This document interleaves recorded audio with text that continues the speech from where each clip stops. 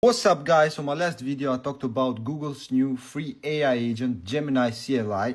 If you haven't watched that video, go check it out, it's on my profile. And now I'm going to show you how to actually install it on your machine and start using it. Okay, first of all, just go to Google and search for Gemini CLI and click on the first link. And that will bring you here to Gemini CLI official page where you can check some information about it, introduction, how it works, what it does, use cases, etc. And after you're done, just click on this blue button right here, try it now, and that will take us to the GitHub page where we are going to get the instructions about the installation. And once we are here, just scroll down a bit until we find Quick Start, and one of the prerequisites is to have Node.js version 20 or higher installed. And I'm going to show you how to check if you have already installed Node.js, what version, and if not, I'm going to guide you how to proceed with the installation. So now just open command prompt and type this command, node space -v, hit enter, and that will tell you what version of Node have installed. And if you see nothing here, just go back to the GitHub repo, click here on Node.js version 20, and that will take you to the official page of Node.js. Then just choose the operating system, for example Windows, and click on Windows Installer. And now after the download is finished, just double click on it to proceed with the installation. It's pretty simple, you're going to do it it takes only 5 seconds. Now for the second step, we are going to go back to the GitHub repo and copy this command, and we are going to paste it into our terminal that we opened before.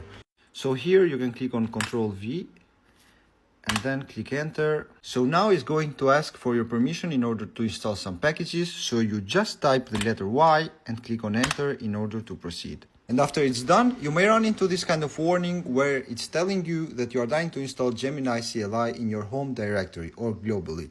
And it's better recommended to run it in your project specific directory. Or in other words, it means you need to install it directly into the folder where all the project files are going to be stored. And I'm going to show you how to do that right now. So now all you have to do is to create a new folder, name it whatever you want to name it, and we're going to start the terminal from there. Now double click to open the folder that we just created, and we need to open the terminal inside this folder. So open the terminal here and let's paste the previous command that we got from the GitHub repo, or this one. So copy this, go back to the terminal, click on Ctrl V, hit enter, and here you can select your theme. I'm going to stick with GitHub Dart. Click enter, and now for the authentication we're going to choose login with Google, which is the first option, and we are going to log in with our Google account or your Google account. After you have signed in, you're going to see a page like this, which means you have successfully authorized Gemini and Google Code Assist.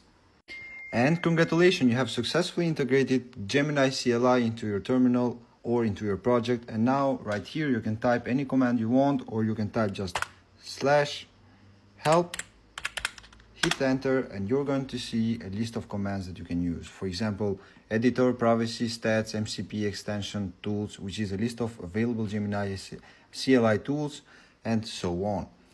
And now you can do whatever you want. You can start building your application using the most powerful AI model Gemini 2.5 Pro.